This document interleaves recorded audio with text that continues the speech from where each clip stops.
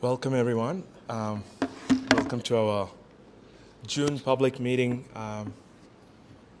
Thanks for joining tonight. We did add some hiccups in sending the notifications about the public meeting, so apologies. But anyway, you can stream on Facebook as well, so if you're joining on Facebook, welcome to the June public meeting. So as usual, this meeting has been live on Facebook, and you can watch it later if you want. If you haven't subscribed to our social media, please do so. So what we are doing tonight, we're going to get some updates on the Araby Pond, and then we're also going to get some updates about the KC Region Resident Action Group, if you are aware of it. About the development that's happening in KC, and there's an active group. They want to provide some updates as well. So we'll do that. And then we do have extended our invites to the MLAs, and today I think Andrew and Leanne are with us, so thank you for coming, and possibly James may join us as well. So, and we want to have it as a regular thing, so moving forward maybe we'll give you some room in terms of the updates. Yeah, that's for now. And then for future one, we are also working for election forum where we get all the Araby Pond, Araby district candidates to give an opportunity why they are standing and what they're going to do for the people if they're going to get elected. So we will run that forum and we'll provide those more information at later stages. So without further ado, I would like to go through the probably. You good now? Yeah, cool. So we'll probably go through the Araby Pond update. So we got Darren, one of our members from the GCC, so he will come and provide us an update on the Araby Ponds.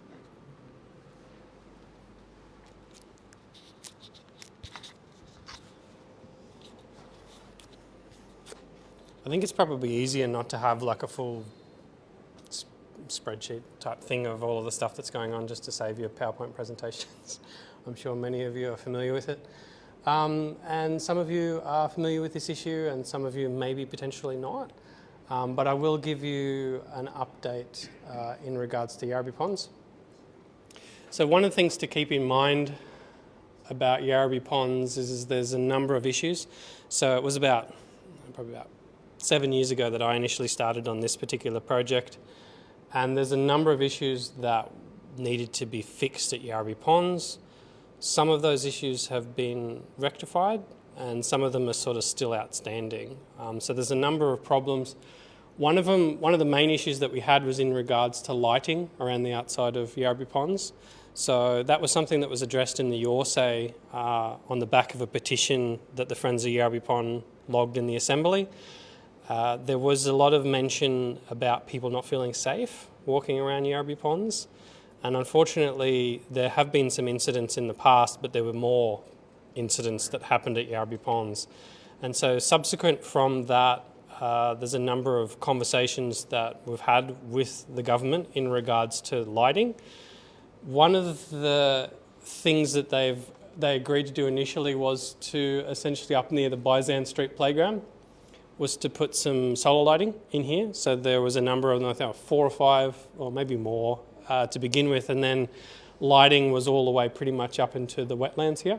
So along this area had solar lights installed, but the problem with Yarrabee Ponds is obviously there was a large area all the way here down to Mirabai Drive that had no lighting at all, and an area here which is essentially near where the skate park and that sort of areas here where people felt particularly unsafe.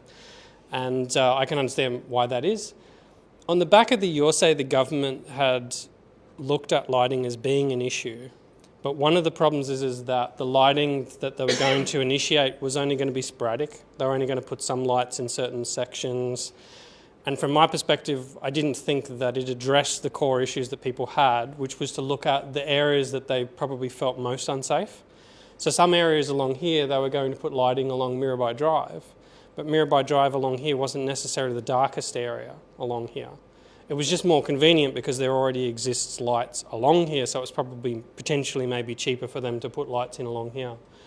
But subsequent to some of the recent attacks that have happened, I think it highlighted some of the issues that we had around Yarrabee Pond, and it appears that there has been more of a reception from the government to just light the whole way around Yarrabee Pond. So there's some construction that's currently happening along here in order to put lighting in here, but it appears that they're not going to use solar lighting, they're actually going to wire these lights in. So why the reason for that isn't, I'm not too sure, but they have solar lights down there and these are apparently going to be wired in.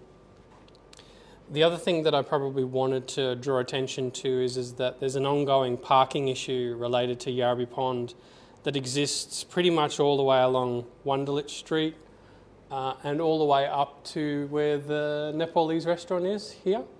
So essentially what happens is it's very difficult to get parking in this area.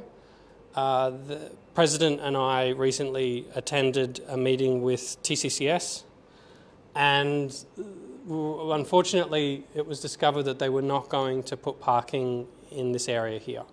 So it was probably about 10 years ago that the roads authority within the ACT actually came to this Gungahlin Community Council meeting to show that they had plans to actually put parking in along here. But after coming back to the Gungahlin Community Council and the Friends of Yarrabee Pond, they indicated that they were not going to actually put parking in here. All they were going to do essentially was to mark parking along here and add a couple of extra car park spaces there. Now, this was not going to alleviate the parking issues that exist in this area, and it's a big problem for the shopkeepers, for retail store owners in here, and for people that want to visit here as well. So a lot of businesses have actually gone out of business, and one of the main issues that they say to me is the reason as to why is because people can't get parking in this area. So the minister recently came down to Yarrabee Ponds to have a look at some of the issues that we were talking about, and one of the things that was highlighted to the minister was that this area here appears to be looking at a shared bike path type scenario, like for active travel. One of the things that I was interested in is whether or not a compromise could be found, where maybe some additional parking could go in as well as that being used for active travel, rather than it just being for one specific purpose. That's apparently going to be looked at. Whether or not that's addressed, I'm not too sure. There's another area here that has bollards that are there that block off a number of car park spaces. We're looking for those bollards to potentially be removed, and they're looking into that at the moment. So the other thing to recognise about Yarrabee Ponds, if I can go down to where the children's playground is, the Yarrabee Pond District Park down here, is that there will be, I think it's probably around here somewhere, there will be a new toilet facility that'll be built. I think it's maybe potentially around here somewhere. So the park is around here.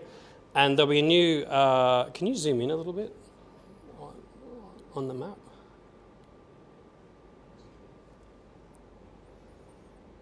Just down where the playground is, because you can't see the playground and kind of need it to display the playground. Or maybe not. But anyway, the playground is there and there'll be a new toilet facility that'll be built there. So currently there's 2 toilets that are there. There's not enough toilets and they don't have a disabled toilet there either. So they're going to demolish the current toilet facility that's there and rebuild it. And they're also going to build a toilet facility over in Bizan Street playground, which is on the Amaru side, which is great. So there's a couple of issues that we feel still need to be addressed. And one of them is in regards to, that's the lakes.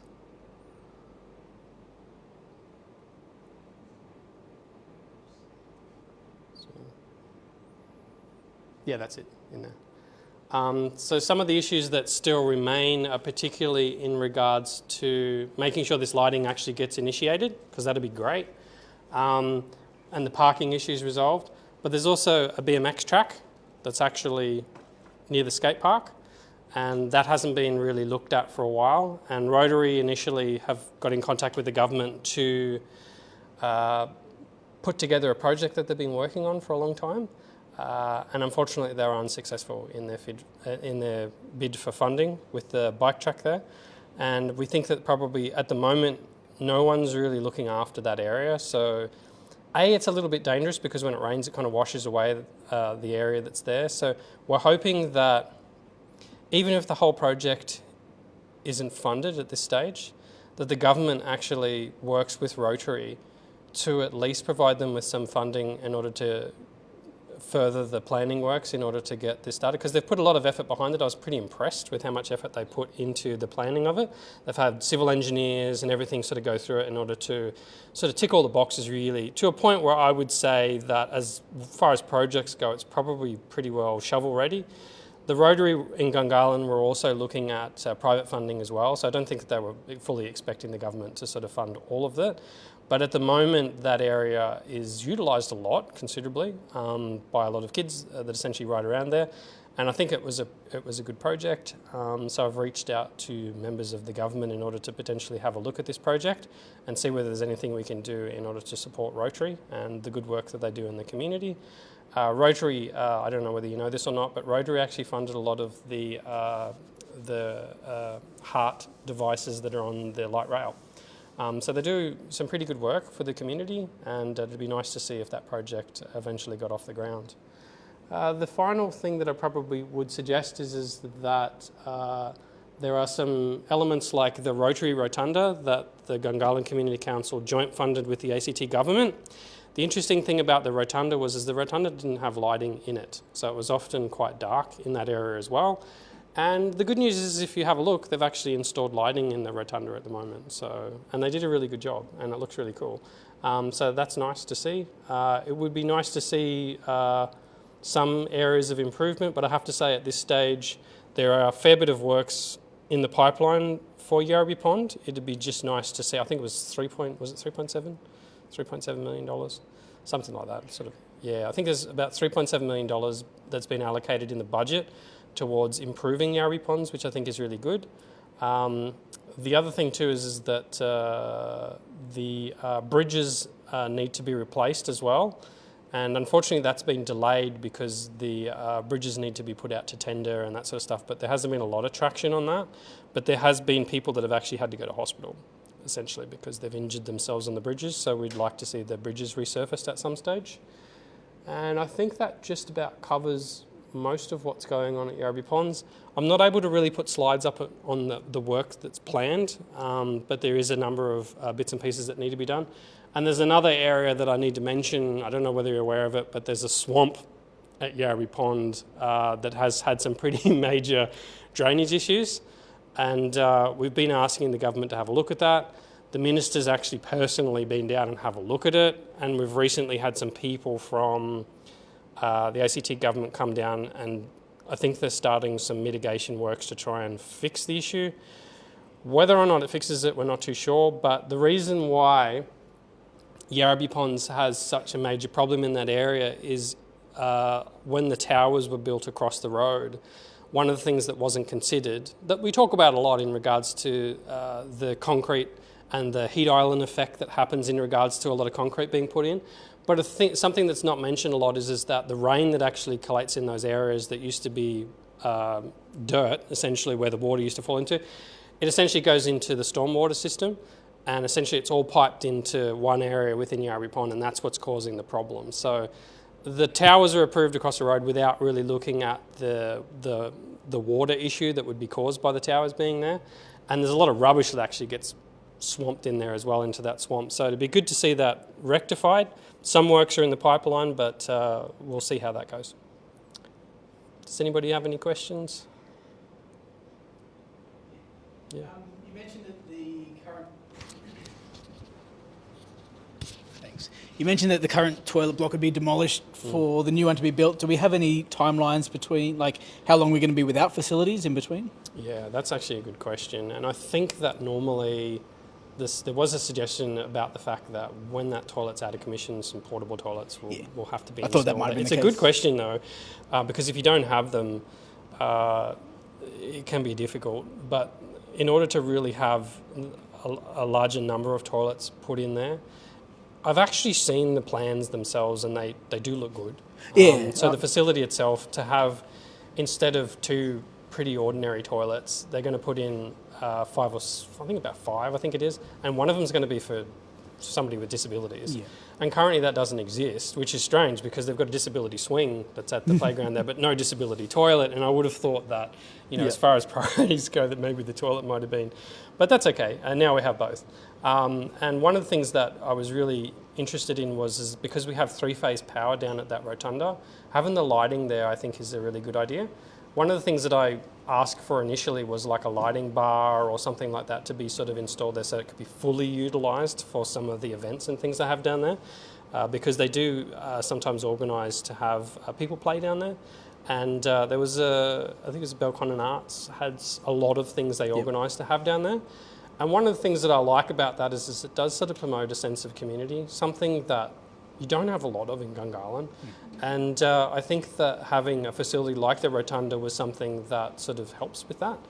But there's also some toilets going in the Byzan Street playground as well. And the reason why that's important is because people that have disabilities, people that generally tend to be older, would often say, I can't walk around Yarrabee Ponds because sometimes I just can't make it all the way around. And if you've got smaller children as well, having a playground and a toilet sort of, I think, strategically located in that area, I think is good.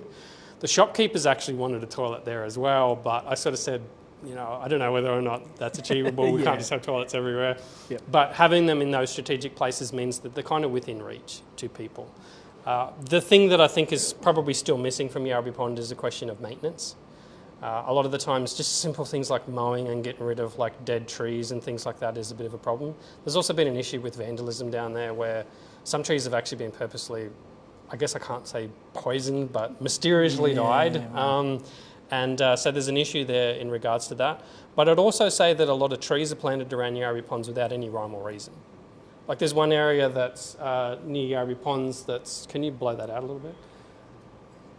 So just here, so if you look at this inlet near Amaroo, along here there's a water track that's along here that the stormwater goes through.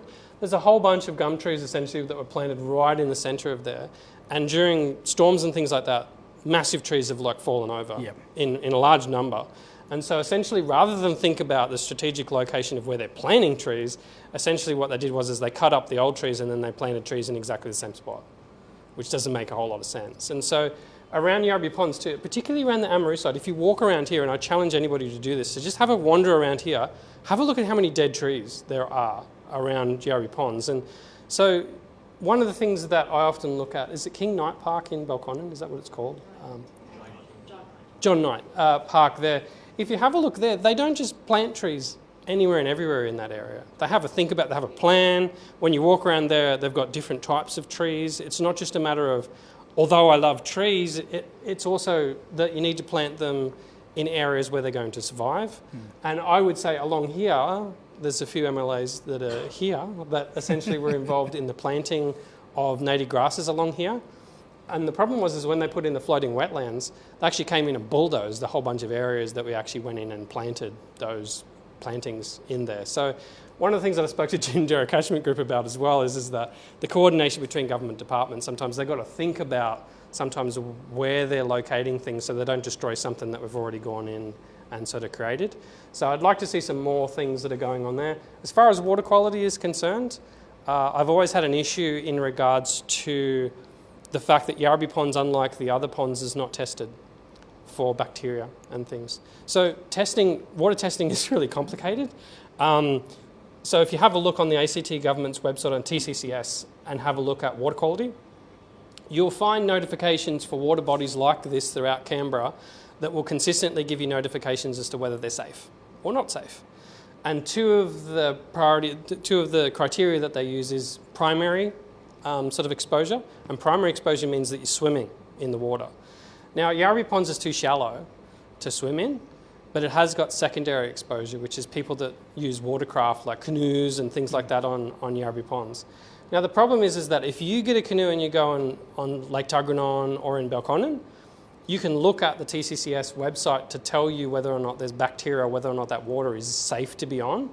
But if you go to Yarrabee Ponds, which a lot of people do, and they put their watercraft on there, there's no guarantee that the water that's in here is safe for you on that particular day. And when I've put this to the health minister, because that's the complicated part, is that the Ginninderra Catchment Group and Water Watch go in and they'll test regularly in this pond for turbidity and what's in the water in regards to plant life and bacteria and stuff like that to a certain extent.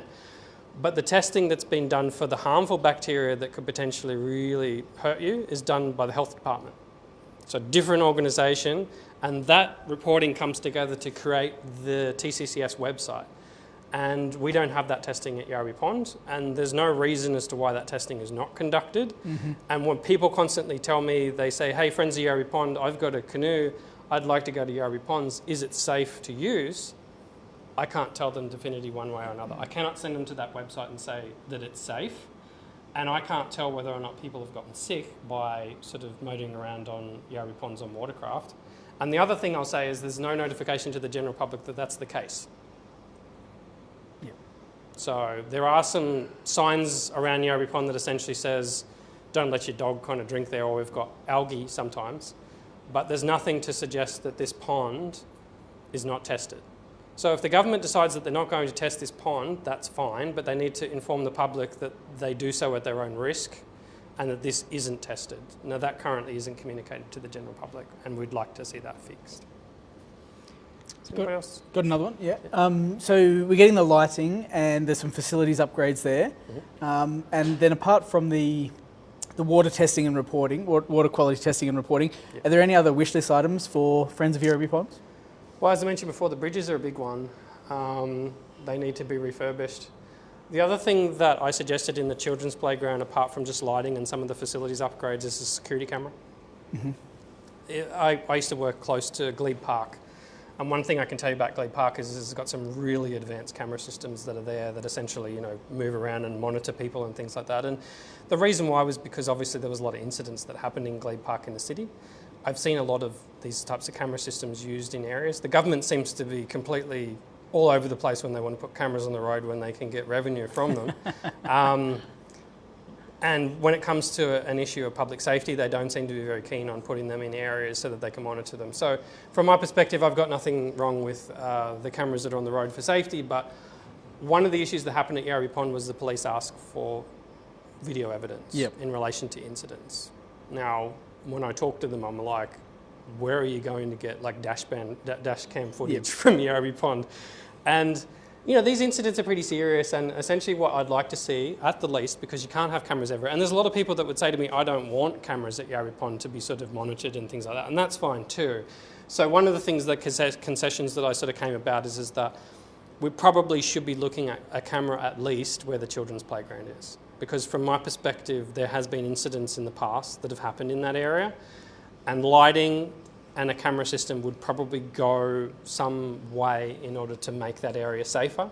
And if somebody was thinking about doing something that they shouldn't in an area that has the most vulnerable people in our community, children, I think that area definitely needs it.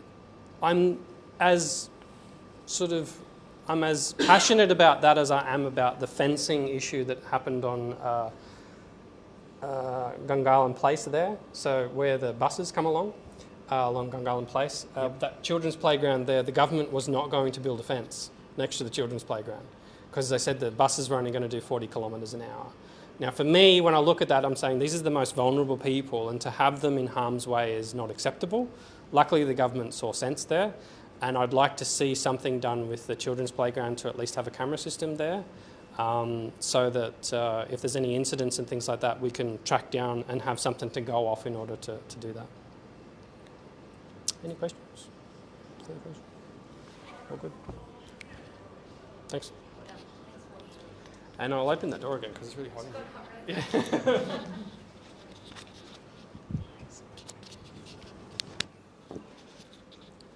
Thank you very much, Darren, for the insight. It's really appreciated. On the note where you'd mentioned about the gum trees, I think even with the new suburbs like Taylor and Jakarta, they started putting gum trees everywhere. It doesn't make sense to me, because I was in the SES as well. We know like a lot of gum trees causing, especially in the windy time. You have those dead trees and stuff. So it'd be a good idea. Like we can have like a different kind of plants where fruit-bearing plants. The children could enjoy like seasonal plants with the different colors of leaves and stuff. So I think something we need to think through rather than just dumping with gum trees. So something for us to think through. So the next one we want to talk about is about the KC Tower development. And then this is basically a snippet from what we received from the KC Region Resident Action Group. Unfortunately, they couldn't make it. Mark Zoz, they are in constant touch with us, and they send us some of those items that they want the community to think about and what's happening around the KC development. And they are the group who are facing, who've been putting through a lot of applications and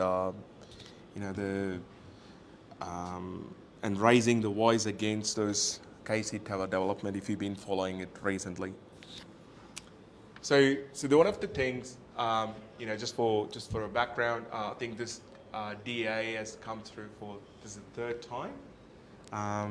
So it's again open for consultation until 20th of June. And the primary features of the update plans shows a trivial reduction in scale. For instance, by 1 story from 9 previously, now it's 18 story, the new proposed one. And then, previously, it has 14 dwellings from 170 previously to now it's dropped to 156. So there are some changes on it. Let's look into the next one, please. So the maximum plot ratio for the CZ zone is 100%, but the proposed development is on 375%. So it's still more than that recommended one. And then with the maximum height, with the current one is for 2, but the proposed development is for 8 stories. I think the next one, we've got the same thing for that.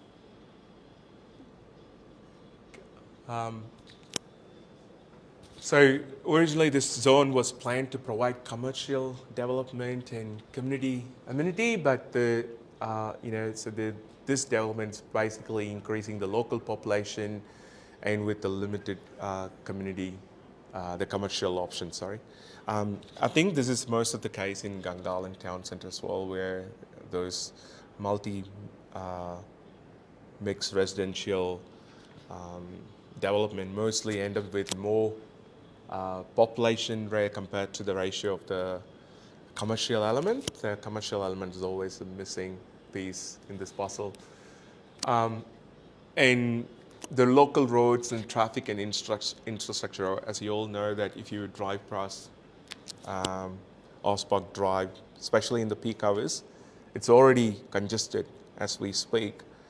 And this gonna probably, without a duplication of the Clariams or Osborne Drive or the Gungahlin Drive, it's gonna be, a bit more chaos.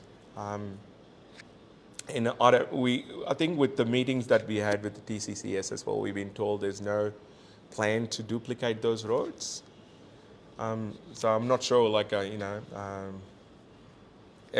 think when you compare with other districts in Canberra, most of the other districts like Tuggeranong or Belconnen, and most of the main drives or roads being duplicated, but for Gungahlin it seems to be always the last in the queue kind of things. And this one we haven't heard any proposed plan or any plan to duplicate those roads. And then the public transport, it's still inadequate with no direct service to Belconnen. So all this complexity gonna bring more barrier when the development gonna actually happen. So at the moment, the public transport, we all know, like, we all have a light rail, but the light rail only goes till the city, and there's no proper connectivity to other districts, and especially in this scenario, from KC, there's no direct bus to Belconnen, and that's another thing as well to mix into this complexity. Next one, please. And also, once you open the can of worms, it's going to go around to opening many other such developments, as we've seen in the town centre. Just as soon you open something, then it's going to be the precedent to the future development as well. And then they're saying in the adjacent car park block, which is also owned by the same developer, so there's another concern as well. There's no estate development plan for adjacent vacant blocks, and with an emergency service development already slated, but with no plans available. So at the moment, we all know the emergency service it's going to be there somewhere in Casey, but there's no plan. And now with the new development proposal, it's going to be it's going to be hard as well. And then the indoor sports facility is not just for Casey, it's a kind of a wish list for the Gungahlin itself. We don't have those indoor sports facility enough in Gungahlin, especially we have a young, vibrant population compared to the rest of the other districts, so it is important to keep our youth engaged. I think these kind of infrastructure would add more value, and we don't know where and when will the space will be allocated for these ones.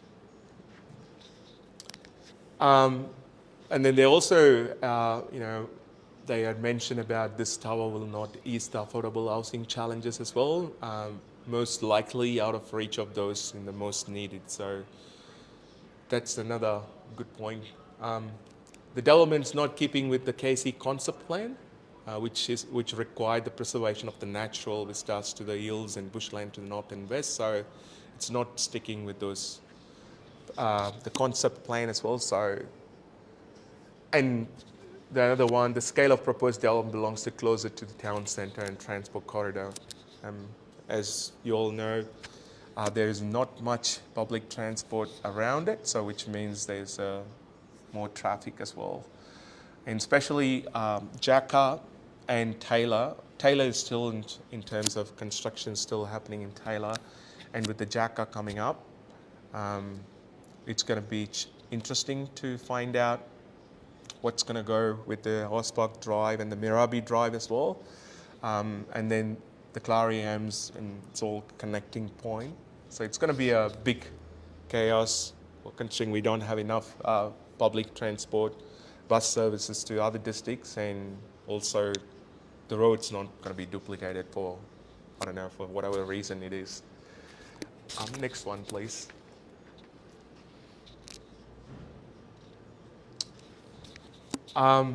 So basically, the development of up to 5 stories, would still much larger than what is currently permissible, and the KC Region Resident Action Group seeking support of wider community in the Gungahlin, and you can all go to the Planning Directory's website, and then you can have your say on the development applications. At the moment, the development application is open. So that's an update from the KC Region Resident Action Group. So any thoughts or anything, so let us know. We can also pass it on to them, and it's good. And some of the things that we touch, it's not probably just connected to the KC issue. Probably it could be applicable to the entire Gungahlin region as well. Okay. Moving on, I want to thank our MLAs for coming down today. So we got Andrew and Leanne today, So basically what we thought was getting an update from you guys, what you're working in terms of Yarrabee especially, and some of these issues. Are you aware of these issues? And if you are aware of those issues, what are you how you are tackling or mitigating those ones? That'd be good. Question. Yeah. Is there any sort of plan for what's going on opposite Gungahlin Square and opposite Uptown Apartments? There's an empty block, and now one's been finished off. Is there any idea what's going to go up there? You know where I'm talking about? It's in the town centre, is it? Yeah. Henderson and Cape Grace, you refer? Sorry? Henderson and Cape Grace. Next to the Macca's, is it? Yeah. There's one's already been finished off, completely finished off. That's all that's going on there. The other's still empty. There's plans to put some on, and I just wonder if there's any idea what's going on there. That's all. I'm not remember on top of my head, but we can have a chat after. I'll do some research. Yeah. It's possible to see if I can get some. All right. Without any further ado, I'll get Andrew. Do you want to go first? Possible to pull up the map of Gungahlin? Gungahlin. Yeah, I sure. might as well just refer to that. Yeah.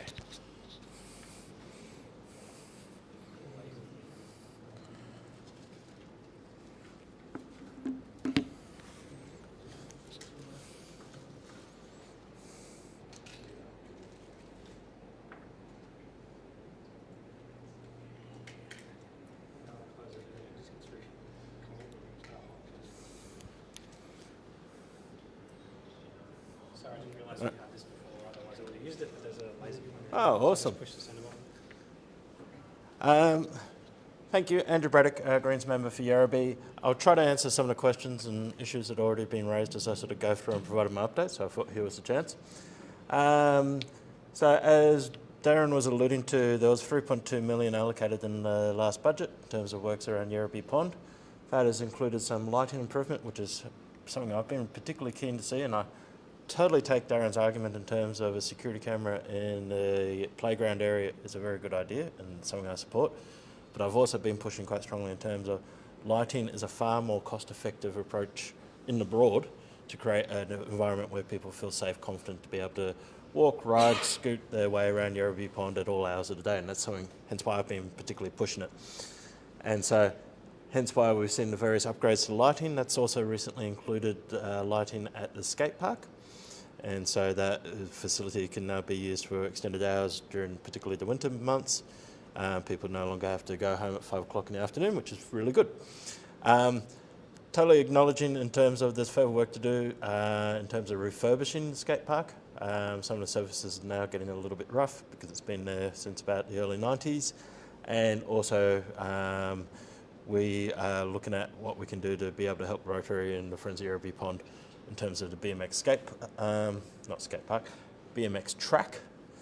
And normally these things take a couple of turns to get through the Treasury budget cycle just because Treasurers don't tend to approve things on the first go through, so sometimes it does do that.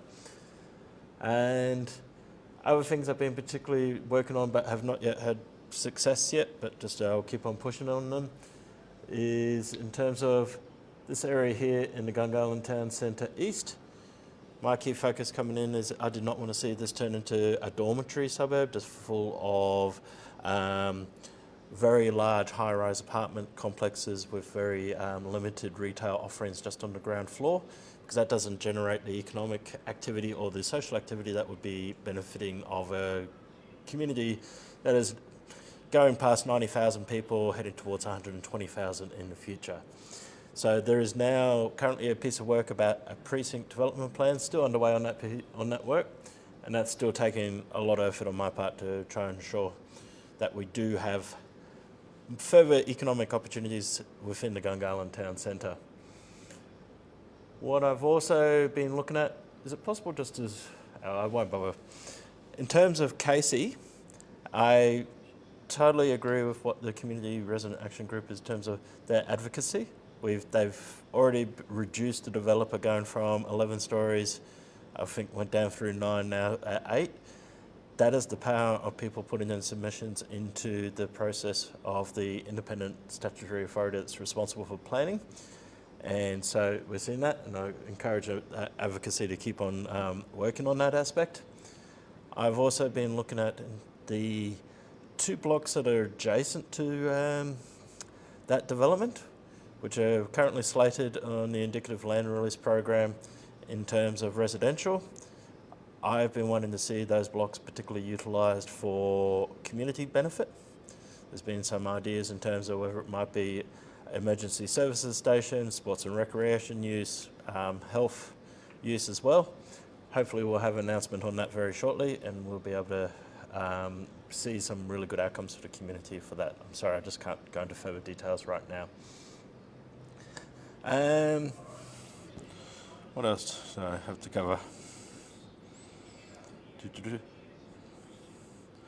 What I've also been looking at is in terms of some of the public transport and active transport connections coming into the town centre, where as the size of the population of Gungahlin grows, it's getting harder and harder for people to be able to drive in to the town centre. The roads are getting clogged.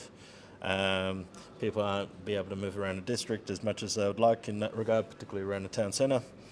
So in terms of what investments can we make in active transport, but also increasing our public transport so that people can actually do that. The last budget had the starting funding for the community centre on the corner of Gungahlin Place and Efkapiti Street. And I hope to see in the next budget, firstly we'll see some works before the election, but also the final monies allocated in the budget to complete that particular community centre, because that's something that Gungahlin as a community have been calling out for a long time in terms of we need more community spaces, particularly for children. And that community centre will include a youth centre, which will be really good to help deal with some of the issues with antisocial behaviour and other issues we've been having from young people not having enough to do in the Gungahlin district. And I think that's probably about it, unless anyone's got any particular questions they'd like to ask. I'll get back to your question as soon as I've got a chance to sit down and look through the development application for that particular block and see what's going on there.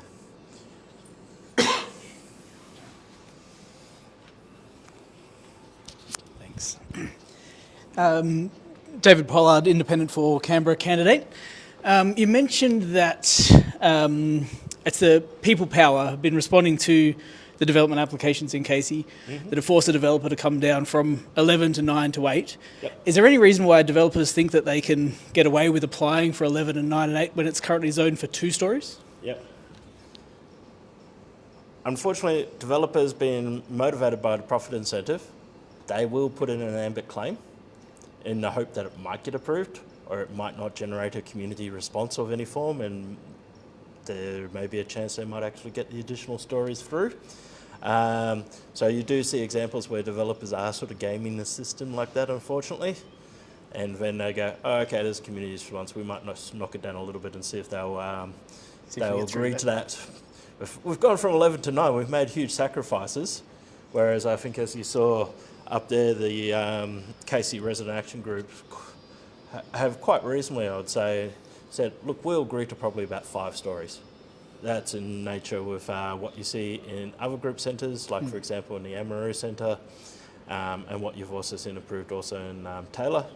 And that also fits in around a supermarket of the sizes that you have actually at Casey. So that's why I would say in terms of to keep fighting the good fight on that one. Keep fighting the good fight. Okay. Do you see a point to planning regulations if they're ignored by developers? They're not ignored in terms of... They absolutely are ignored. Yeah, I just realised there are some that definitely do get ignored along the way. My bigger concern has been not the fact that developers are ignoring it, the fact is that planning authority is not being stringent enough in its enforcement of compliance. And so it might be cases where we do know from practical experience, a developer's put something up and said, oops, our bad, and then there hasn't been an actual enforcement action that is actually, you know what, that is totally unacceptable and you need That's to what the take it back community down. thinks. Yes, I agree. Is there anything we can do about that? There's been two big steps taken in this assembly in terms of we've done a wholesale change of the Planning Act, which just got passed last year. And then as part of that there's just been a whole-scale review of the governance surrounding planning. And that just literally landed in the Assembly last week where they said there's a number of improvements we need to make. For example, separate out the planning authority from the directorate, because you start to create conflicts of interest and issues when you have them being... Sorry? Conflicts of duty. Conflicts of duty, sorry. Yes, that's a good point. Where they exist within the same person in the same function. And so those would have been the two big changes we pushed through. They in themselves are not going to answer that question in terms of creating that culture of compliance enforcement is something that's going to be the sort of next big change that's going to have to come. We've now got all these planning revisements or new planning system, but we need to make it live now. Henry, with the same point what David was making about the two-story grown up to 8. Mm-hmm. So if, say for argument's sake, the community, no one actually opposed or anything, so the government wouldn't have validated based on zoning requirements. They just, okay, no one made a noise, so we'll just approve it. Is that how it usually works? No, in terms of there is still an assessment against the criteria, but in terms of when you have submitters providing good arguments as to why a particular development doesn't meet the criteria and the impact that will have on the local community, that gives added weight to the decision makers to go, you know what, actually there's no good reason for us to approve this and we shouldn't.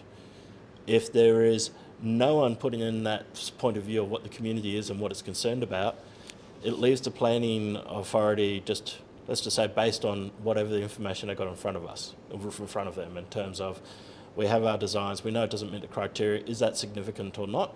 They have to make an assessment. If the community hasn't made its views felt or heard on in terms of what those impacts will be, it just adds some weight into that decision-making cycle. Yeah. So if the community's not defending the current regulations, they get walked over? I'm not going to say they're going to get walked over, but I'm saying in terms of community sentiment is a factor, and as it should be in terms of if a community is broadly in support of something that is non-compliant, but the community goes, you know what, this is really good for these reasons, and maybe that might be a good justification for the planning authority to say, you know what, tick. Or if a community is totally up in arms, that gives impetus to the decision maker to really be on their ball and justify why they might make a decision that, you know what, 8 is acceptable. Because they know that they then have to justify that decision to the community and possibly also to ACAT should it go that far. Just a quick question about that. Probably the thing that concerns me the most is in regards to when we talk to the government about the planning for, say, the next 10 years. I'll just throw that out there. So it's one thing that the roads haven't been duplicated within Gungahlin and those arterial roads. Mm-hmm. And I can tell you that when we talk to the roads, TCCS or whomever that we're speaking to about this, often they would say the reason why we can't duplicate Mirabai Drive, for example, for a classic example, is because they're still working on the planning associated with the impacts that duplicating that would be. So if I was to talk to them about, okay, let's duplicate Mirabai Drive, they then say, okay, but then we're going to create a problem with Gundaroo Drive and Mirabai intersection or something like that.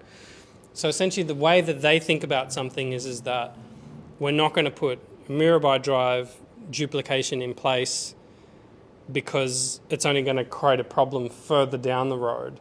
So we're not going to fix that particular stretch of the road because we don't have a plan for how that's going to affect the rest of the road system, because as soon as you go from there, if you go up past Mirabai Drive, And I'd say Mirabai Drive is a classic example because that bridge is only 3 lanes, and there's no reason. I still to this day have no idea why that was built as 3 lanes. So when you have a look at it in some areas, it's 3 lanes. And when I said to them, if you're going to go to all this trouble to essentially, cement things and do that bridge, why not do it as 4 lanes? And I never really got a concrete. There could potentially be a reason as to why they only did it at 3 lanes. I'm just putting it out there, but it didn't make a whole lot of sense to me. So it'd be good to see a plan in place that sort of explains what's going on. And a lot of the times when we sat down with the government to talk to them about roads that we felt needed to be duplicated, like Claire Hermes Drive, like Mirabai Drive, like Anthony Rolfe Avenue, and also the issues associated with the town centre, often we get the retort back that they're working on traffic plans at the moment. Yep. So there's the micro plans, the sort of the mesoscopic plans, that's the one that they talk about. But our issue is that this should have been done, about 23 years ago. And the issue now is that we're in a situation where developments are getting approved whilst they're still developing this model. And so my question to them is, when developments are getting approved, for example, what's going to happen in regards to the impact of a particular development if they don't have the plans, the traffic models in place? And when they tried to explain to us the traffic models that they use and that they said that they're quite advanced, we actually asked whether we could sit down with them to understand the complex planning models and transport plans and studies and stuff like that, but we weren't given the opportunity in order to help them to show us what the issue was. So I guess I would say this really needs to be sped up, or at least inform the public about where they're at in regards to that, because the issues that's associated with Casey are issues associated with those arterial roads that essentially we've been talking to the government about for a long time. So this has created that problem, and so I would suggest that we need to actually have some of these things fixed, because the planning is a big problem. And when you were talking about health facilities, one of the reasons that they didn't build the hospital in Gungahlin was they said that we didn't have an availability of land. So we didn't have a plot of land that was big enough in order to be earmarked for the hospital. But now we've got a situation, I think that they actually switched that off, because I asked them to switch off the aircon because it was so hot in here, and I think they've accidentally hit the wrong switch. But so one of the issues that's associated with that is that we really need the planning looked at in regards to the roads, but we also really need some understanding about some of the issues that we have in Gungahlin and planning. For example, the ambulance station is potentially going to be moved out of that joint emergency services. So we don't know where the ambulances are going to go, but apparently they're going to go somewhere in Casey. And we've got a new health hub, I think it was called, was also going to go in Casey too. But I also know that the 2 different directorates were arguing with each other about who was going to get what plot of land, because those plots of land hadn't been reserved for specific uses. Now what this suggests is that the government doesn't even have a 5-year plan about what's sort of going on. And a lot of the times the thing that is missing the most is anything community related. Because anything community related doesn't have a monetary sort of like value to the government. Even with the Gungahlin East, we had to really fight for Gungahlin East for them to really look at that as a precinct so that they could include a lot of the community use stuff. And so that was what I'd suggest is that Gungahlin Community Council has tried to sit down with the government to talk about some of these issues, and they haven't really been addressed, I think, appropriately. And I don't feel that the government's really got a comprehensive 10-year plan or anything like that in regards to road duplication or traffic management in the town centre. It doesn't seem to exist yet. Yep, sorry, I'm just going, what was the question and how to work through all of that? Yes and no, is probably where I'm sort of trying to balance between us in terms of, you look at like the Gungahlin district strategy in terms of setting out in the broad themes what the government sort of sees in terms of the future of Gungahlin, and that was done in consultation with the local community. I think there's an element that's really causing the problems here in terms of translating that into budget approvals of specific projects in a timely fashion to meet the demands from the population expansion that's happening. That's particularly where I see it failing, in terms of you might see a development after development going in and the demand increasing on a particular piece of infrastructure, whether it be a road or public transport or a health facility or so forth. But in terms of then the consequential business case for a health centre, the road duplication, is not matching the time frame of which that requirement is there. If anything, there's a delay in terms of, let's say, 5 years, where you'll see the increased demand on the roads or the health facilities before the actual business case is approved, construction starts, when the actual piece of infrastructure becomes available for use by the community. And so you have that period where people are basically having to wait. And I agree in terms of that's not ideal. That's something we need to keep on working on as a government, to ensure that when the demand is there from the population, that the facility, the infrastructure or whatever the service that's required and people do expect also becomes available. And I did smile at just at one point earlier where I think it was Henley, you said Gungahlin might feel like it's at the end of the government priorities of delivering anything. Go down and talk to Tuggeranong and you get exactly the same story down there. So I can assure you it's a common feeling across lots of parts of Canberra in terms of, oh, such and such a district is being neglected at the expense of other ones. So, but I entirely take your point, Darren, in terms of the government service delivery of infrastructure and services doesn't match up with the rapid pace of population expansion we're seeing. Cool. Is there anything that you are pushing for the roads and duplication, Andrew? I'm not pushing for that. As I mentioned earlier, I'm more pushing in terms of getting the active transport and public transport connections in more smoothly. So, for example, at the moment, like Casey only has 2 bus services every half hour going each way. That's not sufficient given the number of population there. That needs to be increased, and not just to the town centre, but also to Belconnen or other areas where people want to go. Maybe not a Casey to Tuggeranong direct, but yes, I take your point. I just wanted to say it for Henley. Yeah, I know. I know the history. 5 or 6 years, I just had to say it. 2016, I think, was when the original commitment was made on that one. So that's where I see. That's where I'm spending my priority time on. Acknowledging we are waiting for the results of that mesoscopic process, and whether you tweak just one set of lights and what the impact has versus the duplicated road, what will be the impacts of, and what is the sequencing you want to do in terms of any works, is also, I'm waiting for the experts to finally provide that advice, and it seems to have been taking its time. Yeah, I know we need to give opportunity to Leanne, but you said you are working mostly on the active transport and those kind of things, which is good, which is great. We still need those ones, but is there any reason that's stopping you working on the duplication of roads? In terms of what is the most cost efficient for the territory, in terms of those are far more cost effective in terms of being able to move people cheaply around the territory. That's why I'm focusing on those.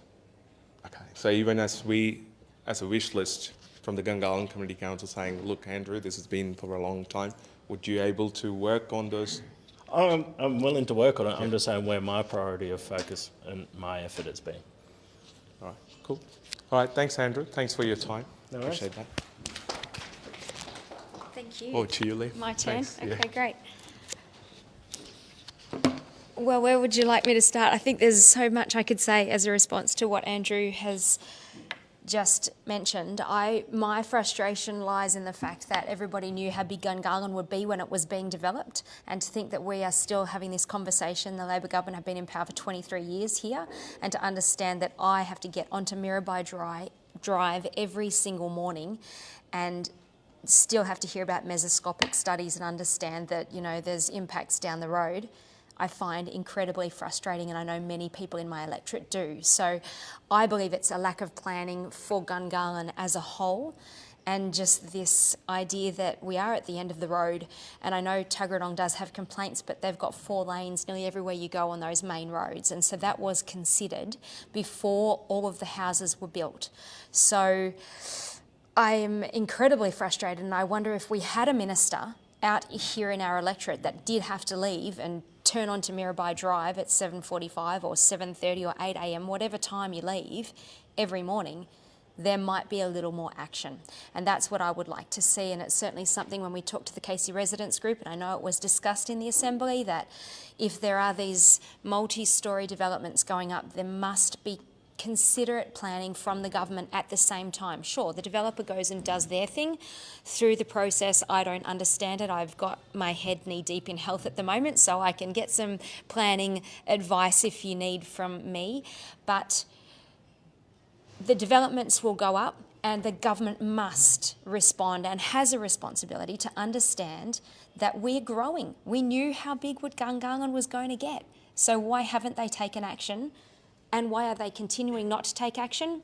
It beggars belief, but here we still are. And I would like to see people think about that coming into an election. Now, I don't have promises or policies here for you tonight with regard to road duplication, but of the things that I'm hearing from constituents, traffic is by far one of the biggest problems that people have. Darren talked a lot about parking in Yerrabee Pond. That's everywhere. Actually, you're right, it's not Yerrabee Pond, it's everywhere you go. I had a meeting at Le Bon Mélange on last week. Took me nearly 15 minutes to get a park, and it was almost a up the gutter kind of situation, and that's absolutely unacceptable. And so I would like to see more action with regard to planning. Also businesses, I hear about loading zones and couriers unable to get food to cafes, Uber drivers. You know, it doesn't matter who you are, whether you're the Domino's pizza guy, there's nowhere to park your car and get to units. It's important to understand that we are a thriving business community in Gungahlin. It's what we've got, right? We want more people to be opening and running thriving businesses. And what do you need? You need customers. And without parking, most people can't get there. Not everyone is able to be an active traveller or hop on their pushy and, you know, ride into dinner or ride their kids to school. That just doesn't happen for everybody. And we must make sure that there are allowances for parking. I've talked about the parking up Nellie Hamilton a lot, and unfortunately we've got nowhere as well, but it's one of those big things that I would like to see considered by the government. And as I can't announce policies tonight, but these are certainly the things that we're looking at. We can talk about the BMX tracks. That's also, I think we're all a very small community, right? So we have the same people lobbying the same issues. But the dirt jumps there at Gungahlin, my son, he's now 20, almost 27, and he used to rock up there with his push bike and a shovel and repair that, because that's what the kids had to do after the rains. And to think that that's still happening almost a generation later is disappointing, especially since, you know, Rotary have worked really hard, and the plans are quite amazing. And these are the things that I'm frustrated with government. It's hard in opposition. You know, we hear that people lobby the government all the time, and it's still a no, even when a group comes and says, we've got this packaged up ready for you. Just say yes. So it's things like that that I would like to see change. And just one last thing, the playgrounds. As I said, my son Lachlan, he's 26, he's having a baby this year, so I'll be a grandma. But one of the playgrounds I used to take him to has not changed. There's been no upgrades, there's been no repairs, there's been not even a lick of paint on the wood that is the seesaw that he used to sit on. This isn't right. We pay through the nose for our rates and our city services, and it just doesn't get put back into our community, and that's what I would like to see. And that's one of the policies that we have announced, is that we will put suburbs first and make sure that what we know about Canberra, what we used to remember Canberra as being, that beautiful, pristine, gorgeous suburbs, that maintenance is continuing and is ongoing. Do you have a question? Do you know the Metro building at all? Sorry? Do you know the Metro building at all? The Metro? The Metro. Which Metro? The Metro apartments. Oh, yes. What about the parking there? Oh, look. Where there's businesses along there that have opened up, but there's no parking. That's right. We did a You lot know, of there's work. a nature strip in the middle. Yeah. Why not get rid of that and make it parking? Well, So because businesses can have customers come in and park. that's right. You're right. There has to be an appropriate balance between environment and our beautiful green spaces. We must have them. There's no doubt.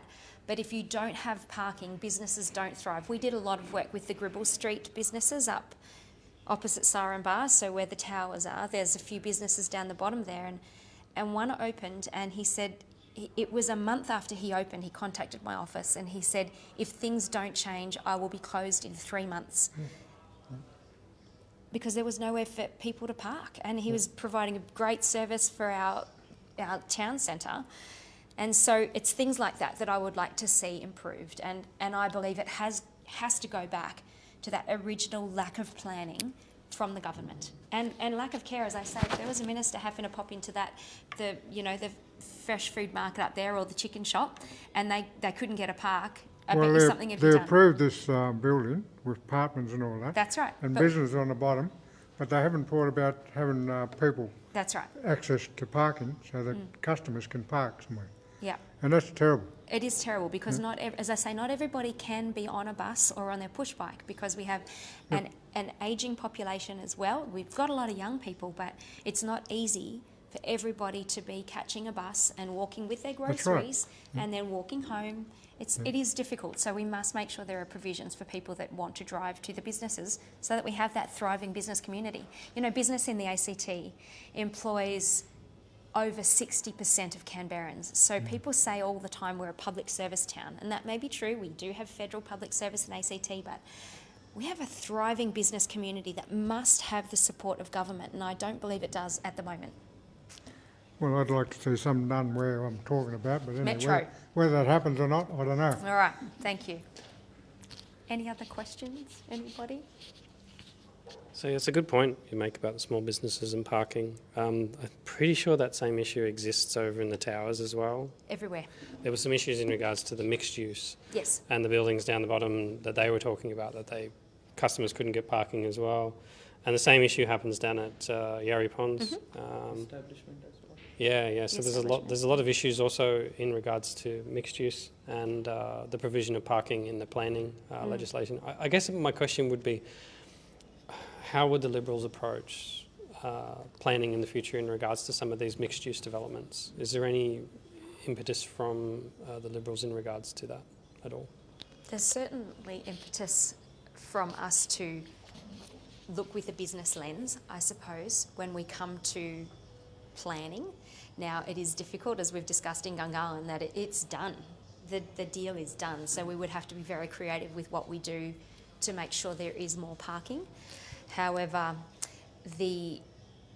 there are options and very reasonable ways that we could go forward. As you've mentioned, that Nellie Hamilton strip there's certainly a way that we could make that a mixed-use site with additional parking. And it was certainly something, I know we're in Gungahlin, but our electorate is still Kayleen as well. When they did the shops upgrade at Gwydir Square, they were saying we're going to improve parking and do all of these great things, but the primary school opposite has doubled in size since the 70s. That shopping centre now has shops that has restaurants, and they were going to increase the parking by 4 to 6 car parks with no toilet. So we letterboxed the area, and all of a sudden, after a bit of more consultation, the car parks were expanded. They did find more room, and I think that's the key. From the Liberals' perspective, we have to look at it a little more creatively and work out how we can just add parks where we can, add those mixed use